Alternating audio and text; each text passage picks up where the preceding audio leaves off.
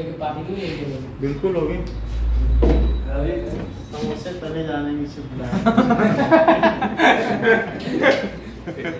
कर देंगे, ठीक है। इतनी बात समझ आ गई। आप सबको हैप्पी चिल्ड्रन डे अभी पार्टी कराते हैं। अब देखो इतनी बात हो गई ना। सर एक बार ये थर्ड और फोर्थ सर एक बार पेपर देना होगा सर। एक बार सिट्रिक एसिड विनेगर और एसिटिक एसिड का सर वो थोड़ा डिफरेंस बताओ, समझ नहीं आता ये चीज सर थर्ड और फोर्थ था इजी है पर मुझे आ नहीं सिट्रिक एसिड होता है एसिड। अब देखिए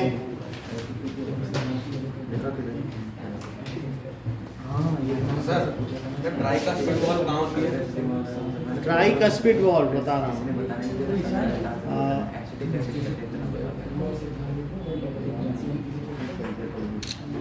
देखो ये हमारे हार्ट में एक ये जो राइट एट्रियम है, राइट एट्रियम में ट्राइकस्पिड वॉल्व होती है। यहाँ पर जो वॉल्व होगी, एक तो ये वॉल्व है, एक है डाइकस्पिड जिसे मिट्रल वॉल्व कहते हैं। तो यहाँ पर ये ट्राइकस्पिड है। यस इसका स्पेक्ट्रम आंसर है। बोलो कि देखे हैं। यस सर ट्राई का मतलब तीन वो हाँ 3 वो फ्लैप्स।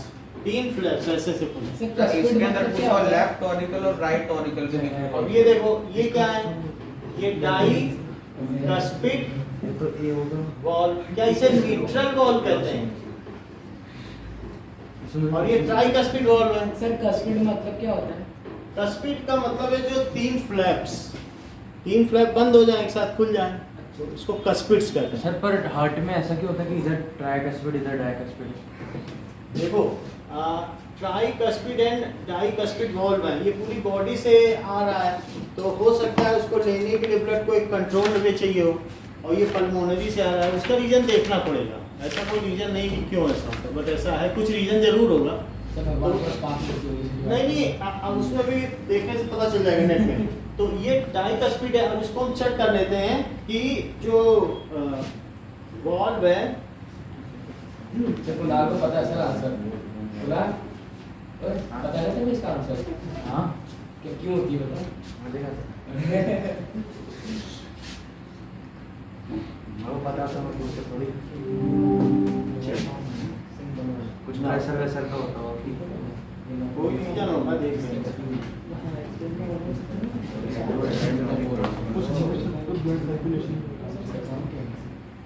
ब्लड सर्कुलेशन क्या है, एक ऊपर से जाती है लेकिन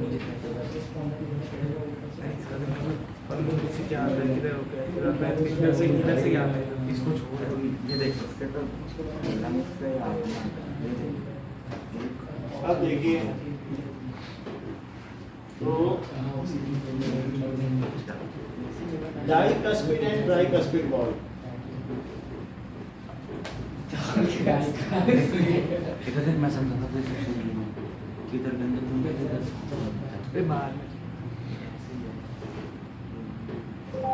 डाइकस्पिड एंड ट्राइकस्पिड वॉल्व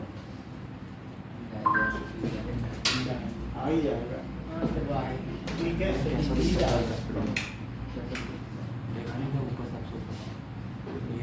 सर ये पीछे वाली लाइट भी बंद कर दो। ठीक है ये चलेगा। Hello everyone, this is Web from Canton Hub and welcome to another anatomy tutorial. But this time we're going to be looking at the heart देखो इसमें posterior. आप देख लो कहाँ कहाँ This क्या portion here is आप डाइकस्पिड देख रहे हो? part, Yes, sir. or the front of the तो heart. दोनों में फर्क है। This part here बस is इससे खुल रहा है। posterior Now we will see where these are valves located. in the heart.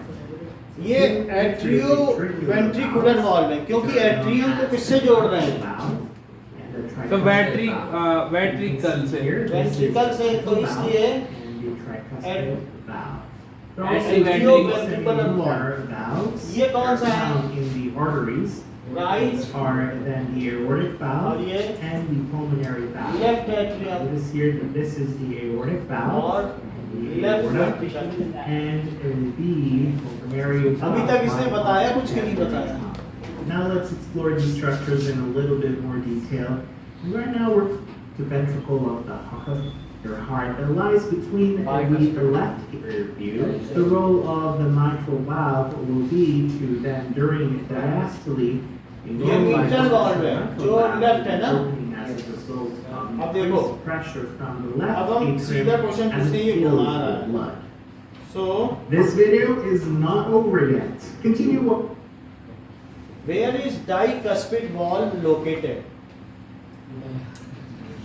According to Wikipedia, the tricuspid valve has 3 leaflets or cusps and is on the right side of the heart.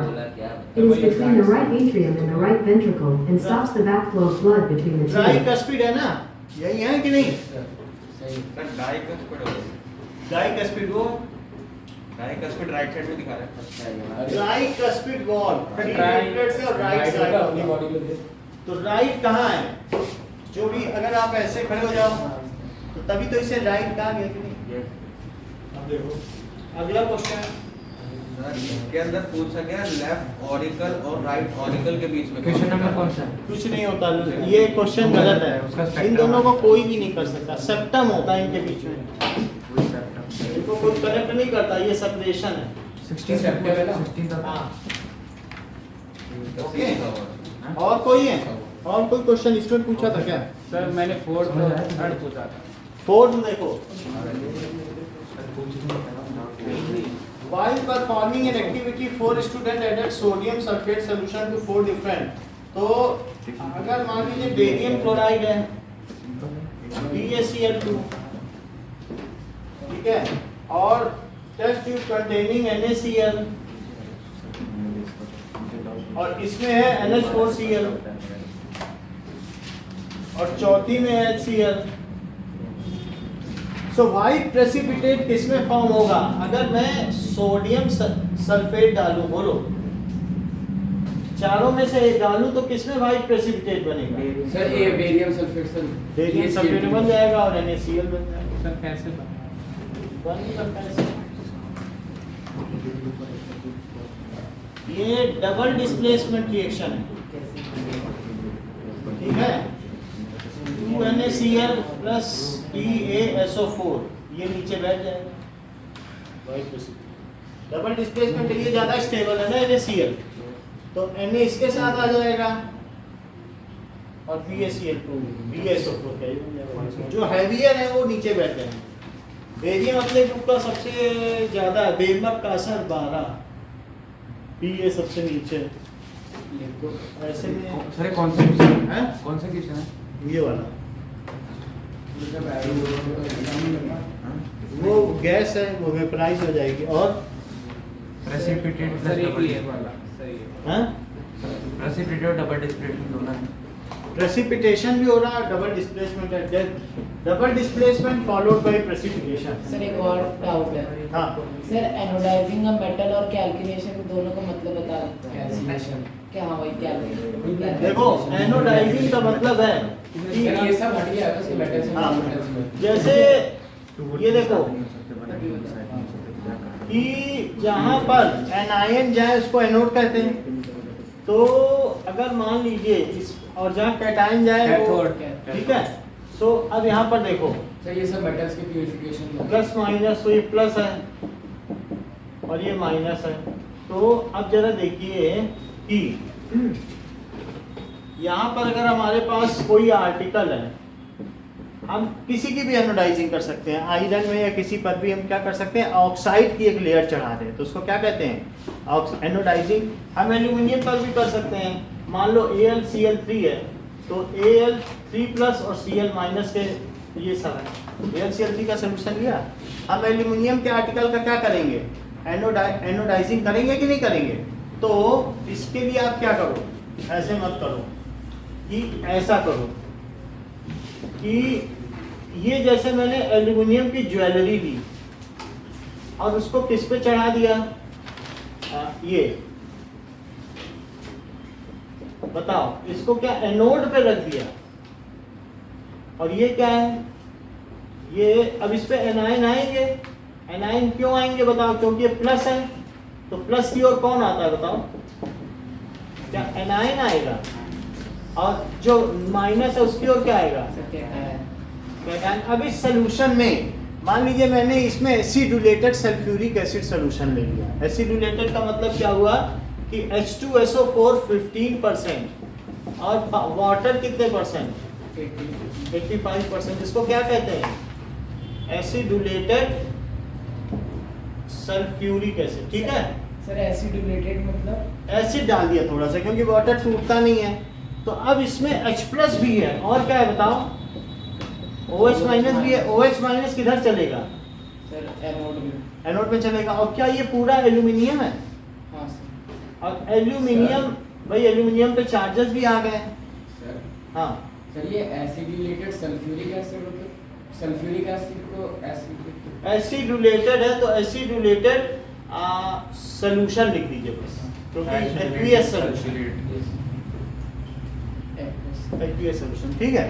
अब जैसे Al3+ में OH आएगा, तो OH आएगा तो क्या होगा बताओ, क्या Al2O3 बन जाएगा, और साथ में जो बचेगा वो वाटर बन जाएगा। तो ये एनोडाइजिंग है। इसके ऊपर ऑक्साइड की लेयर डेलिबरेटली चढ़ा दी है, क्योंकि ये मजबूत लेयर हो गई है। और जो एल्यूमिनियम पर होता है तो वो उसकी प्रोटेक्टिव लेयर होती है ना। So deliberately coating this and keeping the articles at anode, oxidizing the articles by keeping them at anode and electroplating them is known as anodizing. Sir calcination, है कैल्सिनेशन। कैल्सिनेशन। जैसे कभी आप क्या कर दो ना, ZnCO3 ZnCO3 को heat कर दो, ZnCO3 सिर्फ इसे नो ऑक्सीजन नो एयर, अच्छा वैक्यूम में। हाँ वैक्यूम में करो, ऑक्सीजन है तो डिब्बे में बंद कर दो, और लोहे के डिब्बे में पूरा बंद कर दो, हीट करो। तो उस केस में क्या होगा कि ZnO+CO2, तो उसकी कार्बन डाइऑक्साइड जो ऐसे और हैं जो कार्बोनेट ओर्स हैं, अगर उनमें से आपको निकालना है ये CO2 ये सब, तो कैल्सिनेशन किया जाएगा। कैल्सिनेशन का मतलब है हीटिंग एंड और इन एब्सेंस ऑफ ऑक्सीजन और एयर। हीटिंग दोनों लिख लो, हीटिंग एंड और इन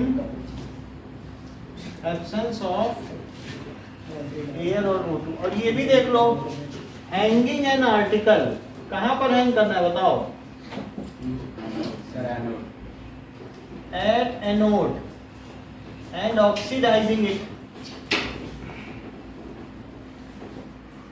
सो दैट ये क्या हो जाए, प्रोटेक्टिव लेयर हो जाए। ओके। तो जो एनोडाइज्ड आर्टिकल्स हमारे पास कुछ रखे हुए थे, जो चाबी का छल्ला होता है ना, वो सब एनोडाइज्ड आर्टिकल होते हैं, उसके ऊपर अलग अलग कलर का वो सर आपने बताया था एक बार मोबाइल। देखो हम यहाँ पे दिखा भी देते हैं आपको, ये बोतल भी है ये। सर वो आपकी बोतल दे, सर वो आपकी बोतल। ये भी एनोडाइज्ड है, लो ये जो दिखाई दिए एनोडाइज्ड आर्टिकल, ये देखो ये सब एनोडाइज्ड है। ऐसे छल्ले देखे हैं सर बोतल क्या, सस्ते सस्ते, यस सर। ये बॉटल हो गया। बाजार में बहुत सारा एल्यूमिनियम एनोडाइज्ड मिलता है। ये सब आर्टिकल आपने देख रखे हैं। तो ये देखो ऐसे कोई भी चीज, ये स्क्रू देखे ऐसे नीले पीले, तो वो सब एनोडाइज्ड है, इसमें डस्ट नहीं लगेगी। ओके और पूछिए सर सर ये रोम्बोहेड्रल क्या होता है? रोम्बोहेड्रल। रोम्बोहेड्रल देखो ये किसकी है, ये क्या है, ये देखो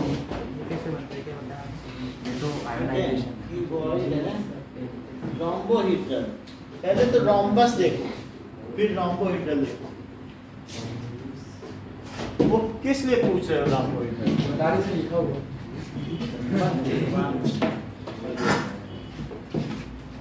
ऐसे बता देते हैं आपको। सर ये 27 क्वेश्चन। अच्छा रोम्बोहेड्रल, ये देखो Here's a summary from Wikipedia. In geometry, a rhombohedron is a three-dimensional figure with 6 faces which are rhombi. In rhombus हो हर general, a तरफ से। rhombohedron can have up to 3 types of rhombic faces in congruent opposite pairs. See symmetry. आप एक तरीके से जो cube है ना, क्यूब को एक तरीके से प्रेस कर दो रोम्बोहेड्रल। सर ये ये है, ये हमारे पास एक रोम्बोहेड्रल है 12 के लिए है।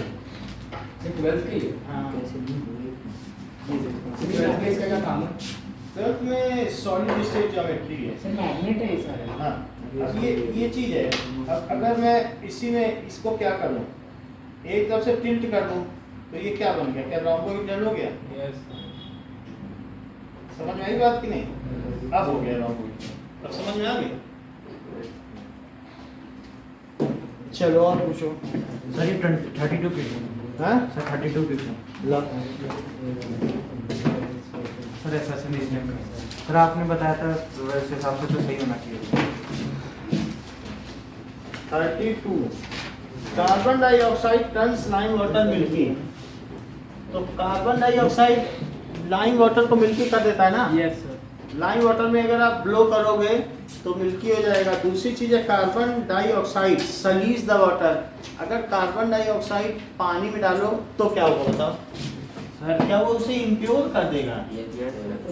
क्योंकि H2CO3 जब ये बनाएगा तो वाटर तो इम्प्योर हो जाएगा। ये क्या कार्बोनिक एसिड है, ठीक है? तो क्या ये सही रीजन है? ये तो सही रीजन नहीं है ना। दोनों ही भले सही हो, लेकिन जो रीजन है वो सही तो सर वो भी गंदा कर देता है, वो मिल्क में आता है तो चेंज कर गंदा देता है। करना अलग बात है, लेकिन जो CO2 को लाइम वाटर में डालोगे तो क्या होता है बताओ? क्या उससे CaCO3 बनता है?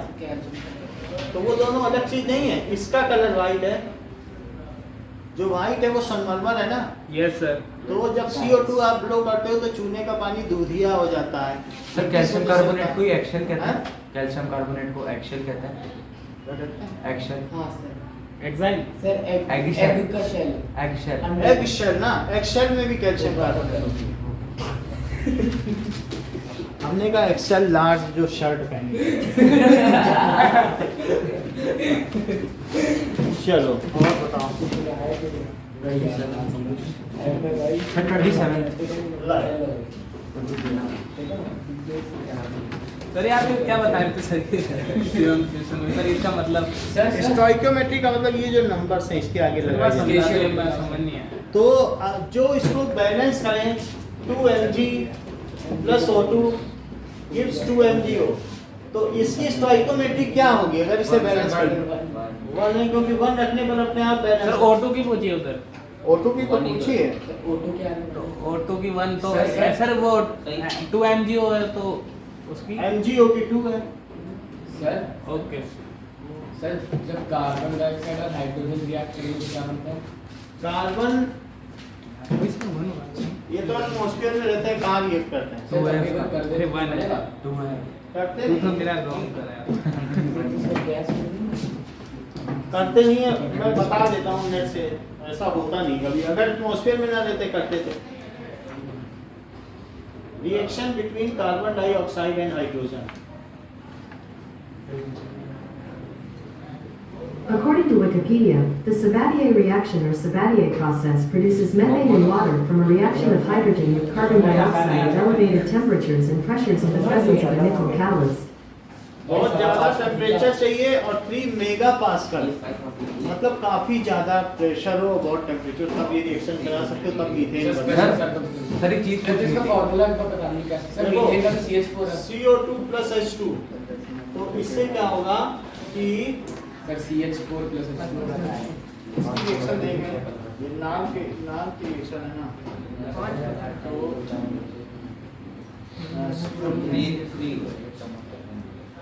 CH3OH। इससे 4 चीजें बनती हैं। एक तो मीथेनॉल बनेगा। एक सेकंड, क्या sir? Methanol yes sir. Good spirit होती है, सर जहरीली शराब जिसको पीने से लोग अंधे हो जाते हैं।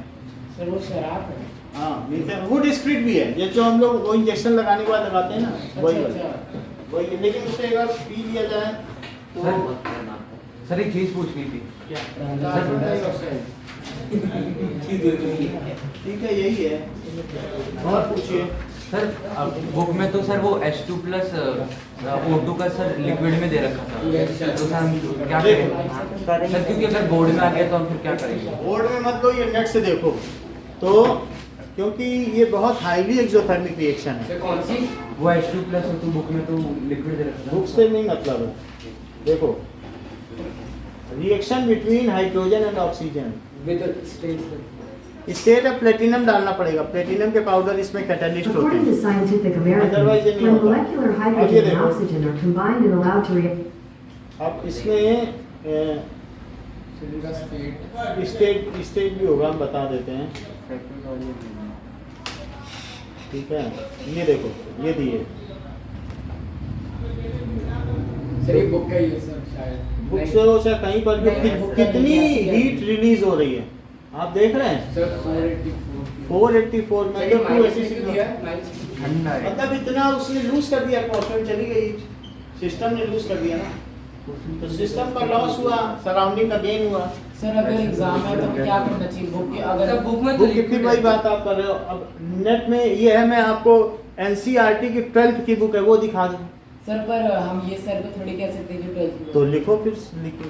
हमारे स्कूल का ऐसे ही है सर, सर पर- स्कूल में कहाँ लिखा, किसी भी नहीं है आपके बुक में लिखा है कहीं Yes, पर? sir. Yes, sir, लिखा है, लिखा कहाँ है। रिएक्शन है दिखा दो बुक बुक है हमारे पास, दिखाओ। ये लो बुक इससे दिखा अरे बुक देना तो कहाँ पे नहीं बुक दे रहे हैं। कौन सी ले ये लो बुक दिखाओ। बुक मांग रहे हैं पेपर दे मैं परवीन, सर इसमें क्या होगा सर कहा था ना उससे उसको पता इसमें है conversation कॉन्वर्जेशन होगा। ये रहा सर इक्विटी है। इसको कॉम्बिनेशन होगा सर अब हम आपको कैसे- इस पे एक चैप्टर पूरा है, आपका एक पूरा चैप्टर है 12th की बुक का, तो ऐसा वो कुछ नहीं है कि ठीक है ना। सर अभी के लिए हम Chemistry। 12th में बात में नहीं सर हम सर को दिखा देंगे कल सही चीज पढ़ो, नंबर जाए तो जाए, क्या जरूरत है। सर ये कुछ है 46 ऐसे ही है sir You are given mustard oil, glycerin and kerosene. In which of these medium now, okay, now pay attention। देखो हमने आपको बता दिया है, विद रीजन बता दिया है कि इतनी हीट निकलती है। अभी जैसे आप क्या करते हो कि ये C4H10 है, ब्यूटेन है, LPG है। हां सर अच्छा, LPG जब जलाते हो तो बाहर से O2 लेती है, यस सर तभी तो जलेगी। ऑक्सीजन नहीं दोगे तो नहीं जलेगी ना। अच्छा, ऐसा करने पर ही जल जाएगी तो क्या 4CO2 बनेगी? और क्या बच गया बताओ, क्या 5H2O? सर 4O2 देख लो, सर 4O2 ऐसा है ना। सर बैलेंस करने के लिए 4O2 बैलेंस हम कर लेंगे, वो सब कुछ ठीक है। 4O2। अच्छा ये बताओ, क्या तो वहाँ तो जो जिस पतीले में मैं दूध चढ़ाई वहाँ पानी नहीं चू रहा है, तो पानी थोड़ी ना चूएगा, वो वेपर बन के निकल रहा है, वो उसके किनारे किनारे वेपर्स नहीं लगती है। बोलो कि Yes, आप sir, कहोगे yes, कि गैस के नीचे पानी नहीं भर गया, तो पानी भरेगा क्या वहाँ पे? बोलो। वो तो प्लेट के ऊपर अरे होता है ना पूरा सर। 13 किलो सिलेंडर जो है सब जल जाता है, पानी कहीं गिरता है गैस के नीचे? तो ये कहाँ जाता है पानी? कभी भी वेपर में जब हाईली एक्सोथर्मिक रिएक्शन है तो वहाँ वेपर बनेगा, क्या तो वाटर बन जाए तो कैसे बन जाएगा, है ना। तो ऐसे बहुत सारे एग्जांपल्स हैं। और कौन सा है? 27 इसी पेपर में है। सर ये तीनों सर सर 45 46 चलो 45, 46, 47। सर 43 भी है सही चीज हमेशा कुरान सीखो, तभी सही डायरेक्शन प्रांजल सीखो, अदरवाइज आप सही डायरेक्शन में नहीं जाओगे। सर, वहाँ प्रांजल सीखने क्या लगोगे, रहता है? कुछ हाथ नहीं लगेगा। सर प्रांजल क्या रहता है लिक्विड का? हाँ, अब देखो सारे लोग अरे जुल्म कर रहे हैं The power of concave lens, power of concave lens 2 metre है फोकल लेंथ, तो F कितना है? F 2 मीटर है, और कॉन्केव लेंस है तो उसका F कितना होगा? क्या माइनस में? यस तो पावर क्या होती है? 1 बाय 1 अपॉन माइनस 2। सर ये तो सर दिख नहीं रहा ये देखो सही है। सर कॉन्केव लेंस कॉन्केव है ना, कॉन्केव में तो निगेटिव होता है, जो केव है वो सारे निगेटिव है, और जो वेट्स हैं वो सर एक बार कन्वर्जिंग मिरर डाइवर्जिंग मिरर वो सब बता दो कौन कौन जो कन्वर्ज करे वो कन्वर्ट। ये देखो, पहले ये देखो बुक पे सब, ये क्या कौन सा मिरर, ये लेंस है सर कौन कॉन्वेक्स लेंस, कौन सा लेंस है? ठीक है, तो ये कन्वर्जिंग है। थोड़ा स्टैंडर्ड चीज पूछो, सर में कंफ्यूजन रहती है कन्वर्जिंग है ना, कन्वर्जिंग है, और दैट इज ये अभिसारी लेंस है और ये अपसारी लेंस है। तो आपको कन्वर्जिंग लेंस है, जो कन्वर्ज कर दें। और ये कैसा फोकल लेंथ नेगेटिव होती है जिसकी पॉजिटिव होती है। डाइवर्जिंग लेंस, वो कौन सा है? ये कौन सा लेंस है? Diverging lens. बोलो। कॉनकेव।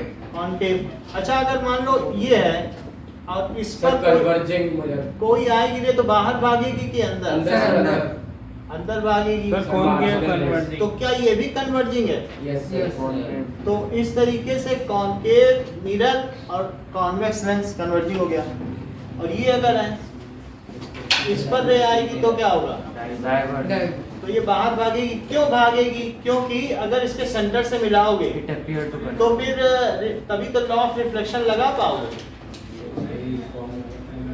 समझ में आई बात की नहीं? तो इस तरीके से आप देख सकते हैं, ये याद रखूं, ये याद हो जाएगा। ओके, तो ये क्या है? ये डाइवर्जिंग सर है। इनकी फोकल लेंथ का साइन भी बताना एक बार। फोकल लेंथ का साइन जो भी आपके कॉनकेव है, माइनस चाहे वो लेंस हो या मिरर हो, उनकी एफ क्या होगी?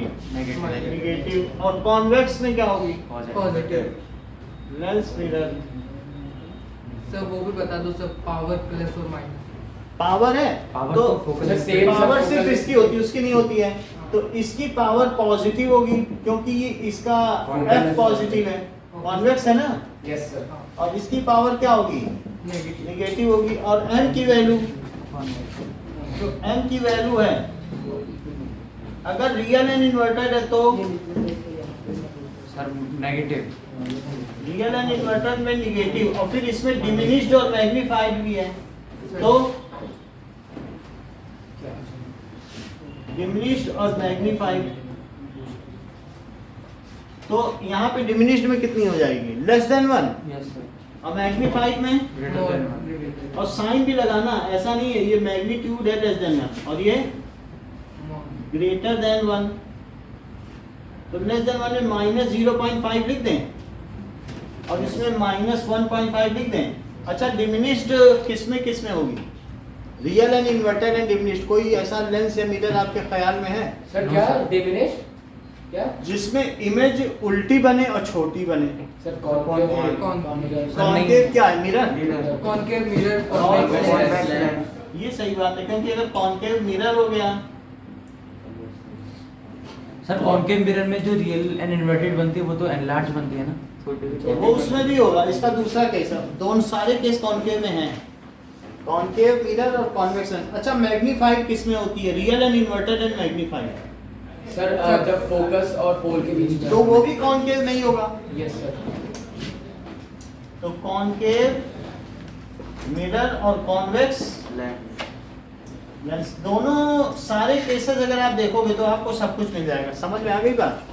मैग्निफिकेशन सारे केस। और इसी तरीके से वर्चुअल एंड डायरेक्ट किस में होगी? सर कॉन्वेक्स मिरर और concave lens. Virtual and direct, तो इसमें पॉजिटिव साइन होगा कि सीधी हो, ठीक है, और बड़ी हो। तो ऐसा सब में हो जाएगा। तो आपके अलग अलग केस बनेंगे।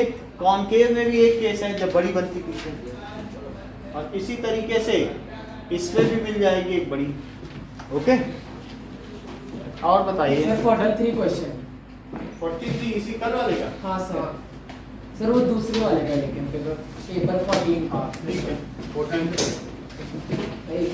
ये तो आई इक्वल टू सर पहले सर वो दो करवा दो सर, उसमें एक बार दो 46 और 47। 46 देखो, तो उसमें ग्लिसरीन होगा क्या? देखो, water, mustard oil, glycerine and kerosene, a ray of light incident obliquely at same angle would bend the most। अच्छा देखो, क्या पता तुम्हें? वाटर का रिफ्लेक्टिव इंडेक्स क्या है?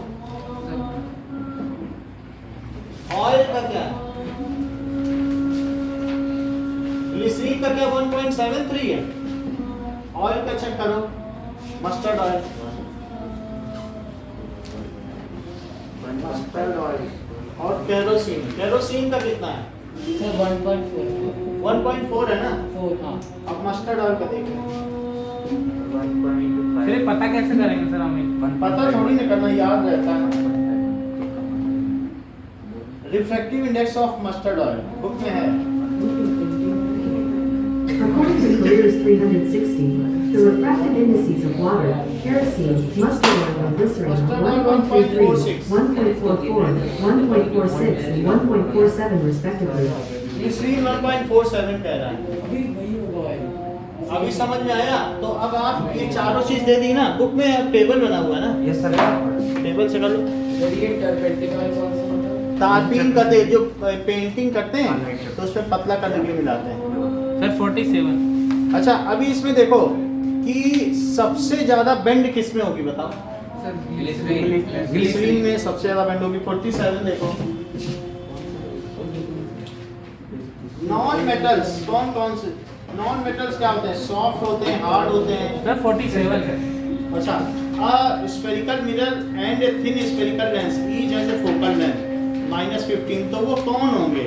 जिसकी फोकल लेंथ निगेटिव होगी वो कौन होंगे? सर कॉनकेव लेंस और मिरर। फोकल लेंथ नेगेटिव होगी। कॉनकेव और जो जिनमें गुफा हो वो निगेटिव है। केव का मतलब क्या होता है? गुफा। और वर्टेक्स जो ऊंचा हो वो positive. Sir 43rd question. 43rd हाँ सर वो सैंपल का सैंपल पेपर 14 सैंपल पेपर 14 को 14 का 43rd हाँ ये मेरे ख्याल से मेरे पास नहीं है। क्या करें? सर ये दूसरा सर है। इसमें से देखो सर ये ये तो बता दिया 43rd का बताया था। फिर से देखो ये रिफ्रैक्टिव इंडेक्स में दे रखा होता है तुम नहीं यार, जैसा सर करा तो ये मैंने लिखा था। इसको ब्रिस्टर्स लॉ कहते हैं।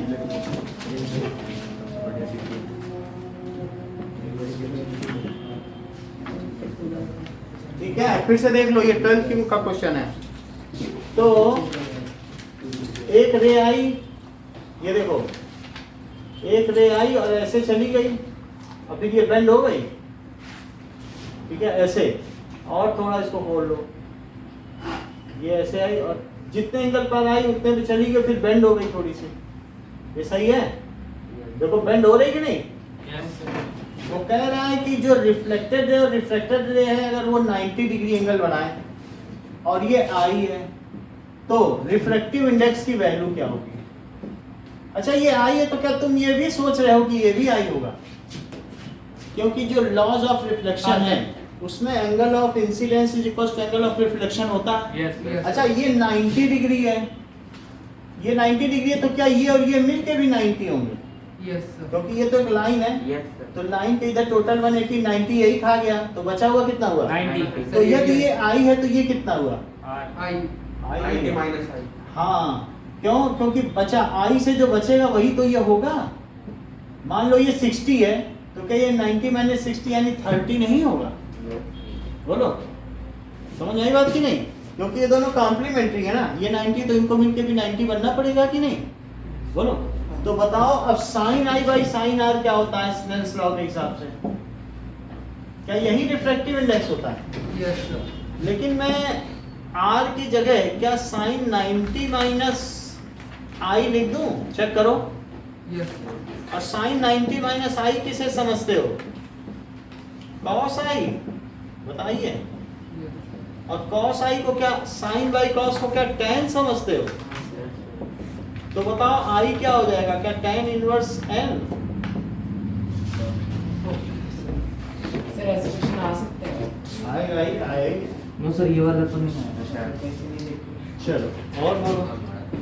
उसमें साइन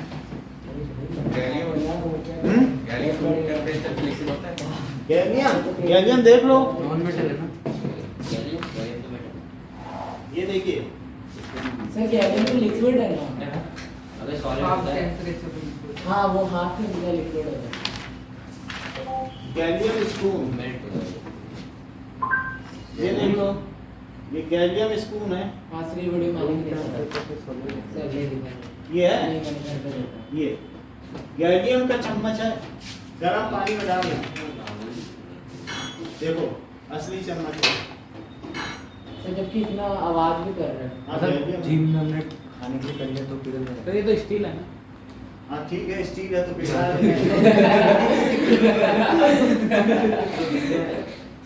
सर एक ग्लास के अंदर क्या है? पानी, गर्म पानी। तो सर ये क्या हो गया?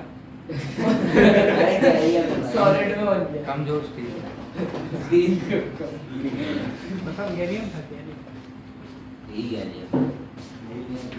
समझ में आने का मतलब ये गैलियम ये दिखाया गया है कि पाम टेम्परेचर में कैसे होगा। देखो हाथ में देखो, पाम टेम्परेचर तो समझते हो 37.8 degree Celsius. I became totally fascinated with gallium after reading this book. And this book, at least the title of it, is based off of gallium, the disappearance. They would give somebody a spoon with their tea to stir in their sugar. But gallium, you're going to have your tea spoon thing. I've got a massive amount of epic fails trying to make my gallium. No, this is me. Trying to be so. लेकिन हाथ में रखने से melt हो जाएगा। Sir ये आपने दिखाई थी। हाँ अभी ये देखो हाथ में रखेगा, ये देखो। What the heck? Pour it all out there and see what we end up with. And really, I just ये ended up उससे डाल रहा है सिरिंज से। with a gallium spoon with it. अभी हाथ में डालने का तो ये पूरी मेल्ट हो You can see जाएगी। some of the other fails I had, even with the nice mold. ज़्यादा देखने की जरूरत नहीं, बस हाथ में डालेगा मेल्ट हो जाएगी। जब गर्म पानी में हो रही तो हाथ में सर जैसे मेटल माने रूम टेम्परेचर पे रूम टेम्परेचर 25 डिग्री होता है और पाम टेम्परेचर 37 है। 25 पे मेल्ट हुआ, 25 पे तो टकरा के दिखा रहा है, आवाज आ रही है। तो 25 पे क्या है, सॉलिड है कि लिक्विड? फिर हाथ में लिक्विड है, पाम टेम्परेचर ज्यादा होता है। चलिए नेक्स्ट। सर एक और डाउट है सर, 50 क्वेश्चन है सर, कल टेस्ट लिया था उसमें सर सिलेबस मैं नेट पे देखा, उसका एसिडिक बताया है। रहेगा जो है 7.6 होता है और आफ्टर में सर वो 5.5 क्योंकि इसको बैक्टीरिया को किल करना होता है, न्यूट्रलाइज करना होता है। सर नेट में तो एसिडिक दिया हुआ लाइक इसका आंसर अभी दिखा रहे हैं। आफ्टर मीन ये फॉल हो जाता है, ये 6.5 होता है, लेकिन किसी का ज्यादा गिर कर गए अगर ये 5.5 हो जाए तो टूथ डिके होगा। ये फॉल्स बिलो 5.5 pH देन जो कैल्शियम फॉस्फोएपेटाइट लेयर है वो क्या होगी बोलो? फॉस्फो कौन सा fluor apatite, fluor apatite layer decay. अब देखो जब आपने सलाइवा का है तो सलाइवा का इसमें देखते हैं कि पीएच ऑफ सलाइवा वो सारा बता दीजिए सर। क्वेश्चन में तो टेबल के हिसाब से बताना है, टेबल के हिसाब से जानकारी होनी चाहिए। चलो pH of saliva before meal and after meal. BS होता है 5.5। देखो According to GoPrep, 1. The pH value of saliva before the meal is 7.4. As pH is greater than 7, the saliva is basic. 2. The pH value of saliva after the meal is 5.8. हम इसे और refine कर देते हैं। Sir हाँ sir HIHCl से ज्यादा acidic है ना बहुत ज्यादा। सर, मतलब किंग एसिड सी को मानते हैं हैं? सर, सबसे ज्यादा मतलब एसिडिक जो ये है और जो सबसे ज्यादा एसिडिक है वो अम्ल राज है परेजिया। तो वो क्या है? रॉयल वाटर है। 3 parts of HCl and 1 part of HNO3। लेकिन फिर भी इन सब में HF से ज्यादा एसिडिक क्या है? HCl से HBr और HBr से ज्यादा कौन है? ऐसा क्यों है? क्योंकि जब इनके बीच में बॉन्ड बड़ा होता चला जाएगा तो वो आसानी से टूट जाएगा। हाँ सर, और सर इसमें टूट जाएगा और वो कैसे होगी? इसमें क्या है ना, ये बॉन्ड इतने पास है और इसमें बड़ा और इसमें और बड़ा। सर H2SO4 तो लिस्ट में हैं? H2SO4 किस पे आएगा? H2SO4 इसी की कैटेगरी में है, इस लेवल पर आएगा। सर HF और HCl के बीच में और HNO3 ये सब इस कैटेगरी में आएंगे। इसकी कैटेगरी में कौन आएगा? चाउमीन में हाइड्रोक्लोरिक एसिड डाल के खा जाओ, एसिडिक है क्योंकि ये इतना सर एक बार वीक है। विनेगर का बताना। वीक है ना, ये टूटता नहीं bond. HF is a weak acid. क्यों? क्योंकि वीक क्यों है? सर बॉन्ड अच्छा क्योंकि है। छोटे छोटे हैं और इन्होंने ऐसा बॉन्ड बना रखा है। बोलो एक्सप्रेस निकलेगा? और अगर एक इतना बड़ा और एक इतना बड़ा और सेंटर से सेंटर की डिस्टेंस बड़ी, बॉन्ड लेंथ बड़ी है, तो आसानी से टूट इनका जाएगा। बॉन्ड टूट सर ऐसे नहीं देख सकते कि फ्लोरीन की 9 और H की 1 है तो सर अच्छा बॉन्ड बनाएंगे, उसको एक चाहिए था और एक लेना था। भाई इसका बॉन्ड टूटने में 234 किलो जूल एनर्जी चाहिए, टूट ही नहीं सकता। और ये 35 किलो जूल में टूट जाएगा, पानी से ही, पानी में डालते टूट जाएगा, समझ आई? मतलब ये बॉन्ड टूटता नहीं है आसानी से, क्योंकि छोट अगर पास पास है तो क्या टूटेगा, और अगर एक अमेरिका में एक इंडिया में तो टूट नहीं जाएगा। समझ में आई बात की नहीं? सर तो इसमें एक बार बताना सर, मेटल कौन सा और मेटल कौन सा? लिखा हुआ है मेटल ना, ये आपकी जो सीढ़ी है, सीढ़ी के इधर सब मेटल है। अच्छा, ये दैट इज बसी जियास सब डिपो, बसी जियास भी है। ये मेटल ये इसके इधर नॉन मेटल, इसके इधर मेटल। बस ये जिया सब ठीक हो। ये किसी का नाम बसी जिया सब ठीक हो। सर प्लेन मिरर के रेडियस ऑफ कर्वेचर इनफिनिट हाँ? कैसे हो सकता क्या? सर उसका फोकस 1/0 होता तो प्लेन मिरर जैसे मान लीजिए अर्थ है ना, अर्थ को ही समझ लो कि अगर इसका एक टुकड़ा ले ले तो क्या प्लेन मिरर नहीं है? तो उसकी कितनी है रेडियस? 6400 किलोमीटर। तो आप समझ लो कि और भी अच्छा फ्लैट चाहिए तो फिर आप और बढ़ा लो। सूरज में वो समझ आई बात की नहीं? तो थोड़ा तो कर्वेचर होगा ही। सर प्लेन मिरर की क्या क्या चीजें इन्फिनिटी में रखती हैं? प्लेन मिरर है तो प्लेन मिरर में, ये प्लेन मिरर है तो प्लेन मिरर का अगर रेडियस ऑफ कर्वेचर बनाओ तो कहाँ मिलेगा इसका सर्कल? तो उसका रेडियस सर ये मेटलॉइड है सारे, ये मेटलाइड है, बसी जियास सब भी। सर ये 13 और 14 का आंसर क्या है? 13 और 14 अब देखो सर वो तो ऐसे ही बता। 13 में क्या है? The maintenance function of living organism must go on even when they are not doing any particular sleeping, moving at constant speed, hibernation. तो मेंटेनेंस फंक्शन कब चलना चाहिए? जब हम कुछ भी ना कर रहे हो। इवन स्लीपिंग में भी चलना चाहिए। तो when not doing anything particular तब भी चलना चाहिए। इवन स्लीपिंग होना चाहिए। इसका आंसर क्या है? कौन से क्वेश्चन है इसका? कि हमारी बॉडी में मेंटेनेंस फंक्शन ये ना, जब हम कुछ ना कर रहे हो तब भी मेंटेनेंस चलना चाहिए, रिपेयर। क्योंकि रात को खाना खा कर सुबह भूख लग जाती है तो 70% हमारी एनर्जी कहाँ जाती है? मेंटेनेंस के लिए। Most of our energy is consumed for maintenance only. Only 30% से हम दौड़ भाग करके खाने की खोज कर पाते हैं, बाकी 70% तो हमारी मेंटेनेंस में चलेगा। तो इसका आंसर क्या है? ये है कि when we are not doing anything particular. Sir वो 14 tooth decay will not be prevented by regular brushing से तो prevent हो जाएगा, flossing से भी हो जाएगा, regular visit to dentist और increasing the consumption of sucrose. अगर हम चीनी खाना शुरू कर दें तब तो नहीं प्रिवेंट कर पाएंगे।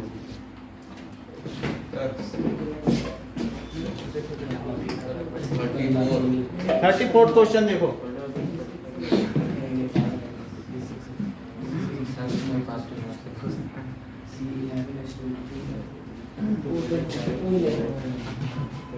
ना देखो C6H12O6 है और C6H12O6 है। अगर ये सर एक H2 निकल जाएगा। बोलो ये मोनो शुगर है क्या? यस और दो मोनो शुगर मिल जाए और उनमें से एक वाटर निकल जाए तभी तो कंडेंस होगा। C12H22 हो ही जाएगा। समझ में आई बात की नहीं? C12H22 हो जाए। तो ये क्या हुआ? क्या ये डाई शुगर है यस या डाई सैकराइड है?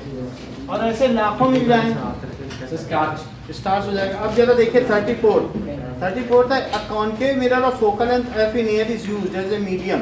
अगर बताओ किसी मिरर को पानी में डाल दो तो उसकी फोकल लेंथ पे क्या फर्क पड़ेगा? सर कम क्योंकि मिरर में रिफ्लेक्शन होता ही नहीं है।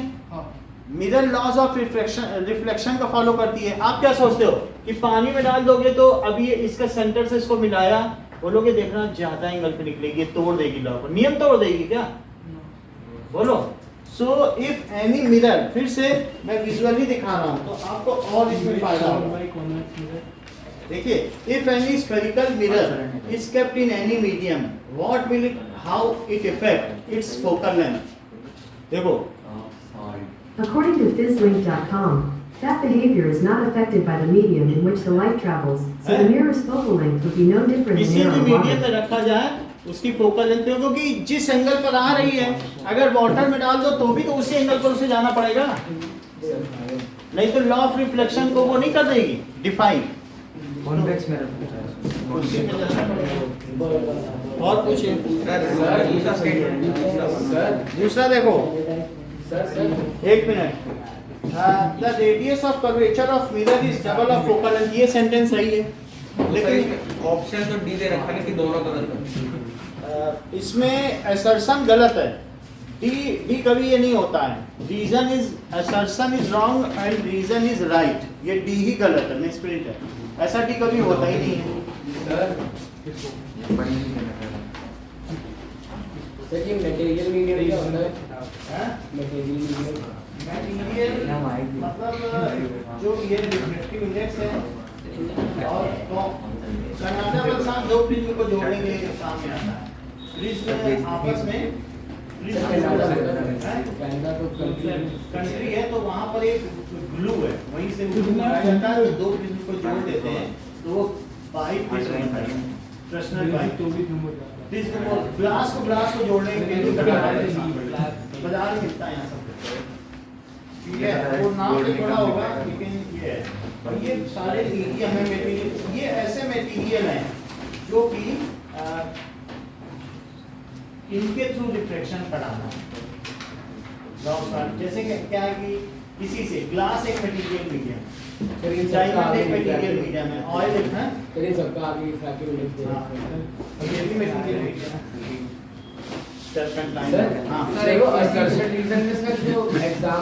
पानी में क्या चीज डाल दी जाए कि वो लेंस गायब हो जाए, किस मटेरियल का लेंस? पानी में या और किसी चीज में, चेक करो। वो कह रहा है कि जो ग्लास लेंस है वो किस में डाला जाए कि ग्लास के अंदर ही? नहीं, ग्लास तो पिघलाओगे क्या?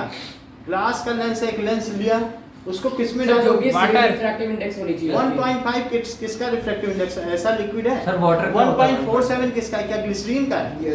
Yes sir. तो 1.47 है और वो उसका 1.5 उसी में डाल दो, तो जादूगर लोग यही करते हैं, तो मतलब गायब हो जाए। देखिए सर, मतलब उसमें वो जो कर्वेचर है ना, दिखाई पड़ा था कोई चीज बड़ी कोई छोटी, वो नहीं दिखेगी तो पता ही नहीं चलेगी। सर मुझे चीज समझ नहीं आई। जैसे मान लो ये क्वेश्चन अभी पिछले टेस्ट पेपर में आया था कि लेंस को किस में डाला जाए कि वो गायब हो जाए, तो उसको किस में डाल दिया जाए बताइए? ग्लिसरीन का क्या होता है? 1.47 और इसका भी 1.5 है, लेकिन किसी किसी का 1.47 है, किसी का 1.52 है, बहुत सारे ग्लास हैं। तो सर बेंजीन का 1.5 दे रखा है, बेंजीन में भी डाल सकते हो। है क्या बेंजीन? बेंजीन C6 ये है जो डिओड्रेंट हम लोग डालते हैं, ये है, ये बेंजीन, ये लिक्विड है। इसका ये डिओड्रेंट है जो हम लोग कभी भी लकड़ी को बंद डिब्बे में जला डालो तो उसमें से जो गैस निकलेगी वो बेंजीन है, वही डिओड्रेंट है। सर लिक्विड में कैसा है? डिस्ट्रक्टिव, उसको डिस्ट्रक्ट कर दो, भंजक आसवन है। सर तो गैस निकलते लिक्विड में कैसे? यानी जैसे ये है, कोयले का टुकड़ा लो, तो कोयले का टुकड़े को आग में ऐसे जलाओ और फिर यहाँ से एक टेस्ट ट्यूब लो और टेस्ट ट्यूब को वाटर में डाल दो, वाटर डिस्प्लेसमेंट मेथड, तो इसमें जो चीज इकट्ठे होगी वो बेंजीन होगी, फिर उसको यहाँ बबल करके लो। सर एक डाउट, C6H6 सर लेंस को जब हम किसी, सर लेंस का कौन सी प्रॉपर्टी चेंज होती है जब हम उसे किसी ऐसे मीडियम में जब डालते हैं जहाँ पे उसका रिफ्रैक्टिव इंडेक्स से ज़्यादा होता है? रिफ्रैक्टिव इंडेक्स अगर, अच्छा, रिफ्रैक्टिव इंडेक्स ज़्यादा अगर उसमें डाल दिया जाए तो ऐसे केस में वो क्या करेगा कि जैसे मान लीजिए ये है और आपने डेंसर से रेयरर में जा रहा है ना सर, रेयर से डेंसर, भाई आप उस ज़्यादा वाले में डाल दिए ना, यस सर, तो ये ज़्यादा है कि नहीं, और इसे क्या बोलोगे? रेयर। तो अब ये कहाँ जाएगा बताओ? अलग नहीं हो जाएगा? नेचर ऑफ द लेंस, क्योंकि पहले क्या हो रहा था, दब रहा था, अब दबेगा क्या, अब खुलेगा, तो वो डाइवर्जेंट लेंस से किस में कन्वर्ट हो जाता है, कन्वर्जेंट। बात समझ में आई कि नहीं सर? मतलब ये तो वैसे ही कन्वर्जेंट है ना भाई, ये कन्वर्जेंट लेंस था, लेकिन अगर कोई चीज रेयरर में जाए तो अब उसे दूर खुलना पड़ेगा कि नहीं, ये चीज हो जाएगी, तो उसकी ये प्रॉपर्टी। और सर ये और अब यहाँ पे फिर से एक वो बनाओ, ये चीज हो गई, फिर यहाँ से फिर से एक बनाइए, तो फिर जब ये बनाओगे तो फिर ये जो भी होगी खुल जाएगी अल्टीमेटली। समझ में आई बात? और सर कॉनकेव फिर कन्वर्जेंट बन जाएगा, कॉनकेव कन्वर्जेंट हो जाएगा और ये डाइवर्जेंट। और सर इनकी फोकल लेंथ या रेडियस कर्वेचर तो कुछ फर्क पड़ता है क्या? सब कुछ मीडियम पर होता है। That is focal length is n-1 1/r1 ये चीज है, ये बात ये मालूम है ना आपको ईशान, कि फोकल लेंथ के लिए पहले भी बता चुके हैं सर 1/, हाँ सर, कि ये रेडियस ऑफ कर्वेचर। फिर से देखो, किसी भी लेंस में क्या दो डिफरेंट रेडियस ऑफ कर्वेचर भी हो सकते हैं ना। ये ग्लास है हमारा, एक थोड़ी है, आगे वाला ज्यादा बड़ा, नीचे पतला। बाईफोकल, बाईफोकल अलग चीज हो गई, बाईफोकल में एक नीचे अलग ऊपर अलग, लेकिन जितने भी हम लोगों के सब वेरिएशन। हाँ भाई, वेरिएशन है। हमारा ये जो ग्लास है इस तरीके के है ना, सब ये सबके सब बता लेंस। दिया सर आपने। तो अब ये इसकी अलग फोकल, इसका रेडियस ऑफ कर्वेचर अलग है, इसका रेडियस ऑफ कर्वेचर अलग है, इन दोनों को रखो इसमें, और साथ ही साथ रिफ्लेक्टिव इंडेक्स रखो, तब फोकल लेंथ आएगी। तो फोकल लेंथ इस बात पे निर्भर नहीं करती कि उसका रेडियस ऑफ कर्वेचर क्या है, इस पर भी डिपेंड करती है कि वो किस मीडियम में रखा है। सर अगर डेंसर पे रखे तो इंक्रीज होगी कि डिक्रीज? डेंसर पे रखोगे ऐसे फ्लैटली कहना ठीक नहीं है। अब इन्हीं सब में रख दिया जाए, मान लो डेंसर में रख दिया जाए बाहर, तो फोकल लेंथ यहाँ बढ़ जाएगी। वैसे एन बड़ा हो गया ना, सर सैंपल पेपर 14 का 22 क्वेश्चन लाइक सर 39 और 40। सर सवा छः तक। अच्छा, अब 5 मिनट और, ठीक है, सर लास्ट क्वेश्चन। हाँ सर लास्ट 5 मिनट और। कौन सा? 39 और एक मिनट बता। 22 आज वो भी नहीं 14 का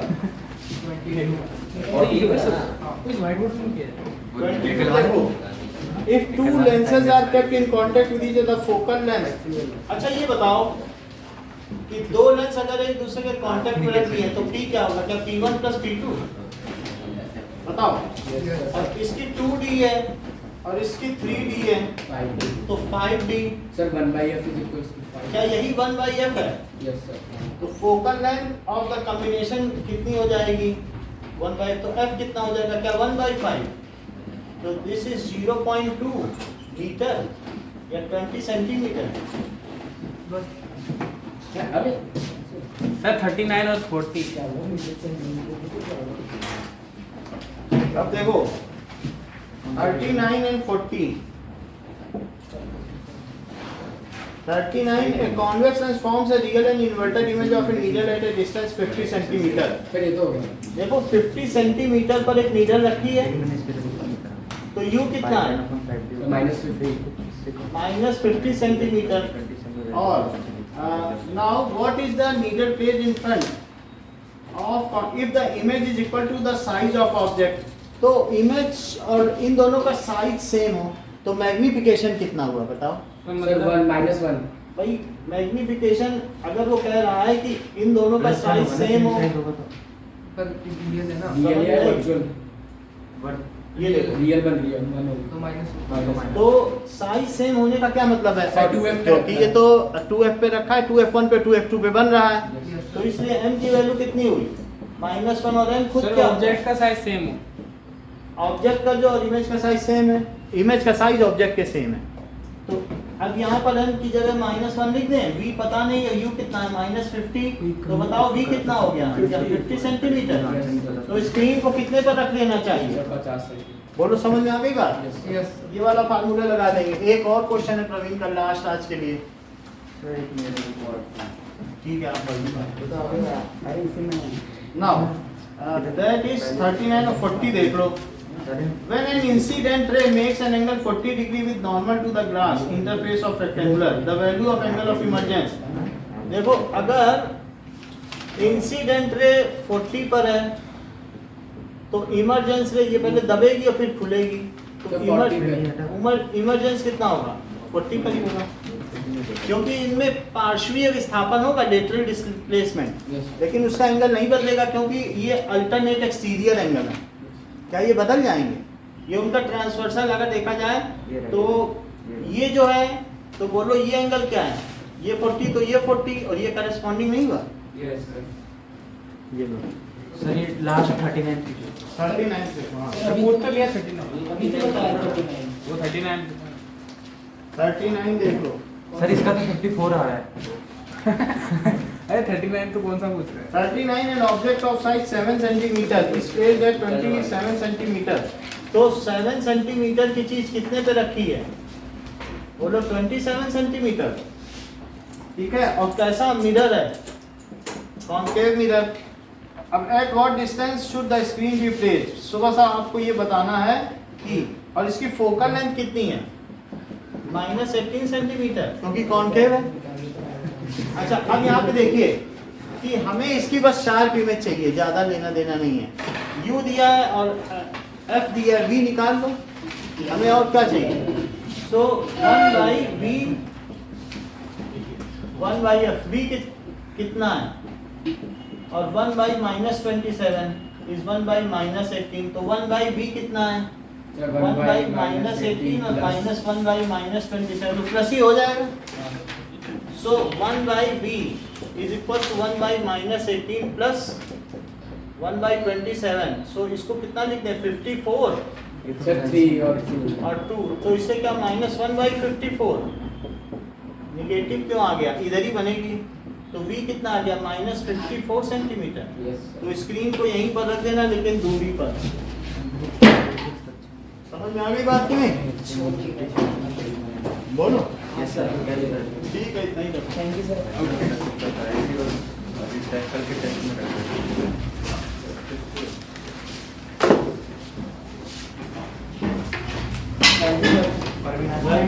वेलकम बेटा।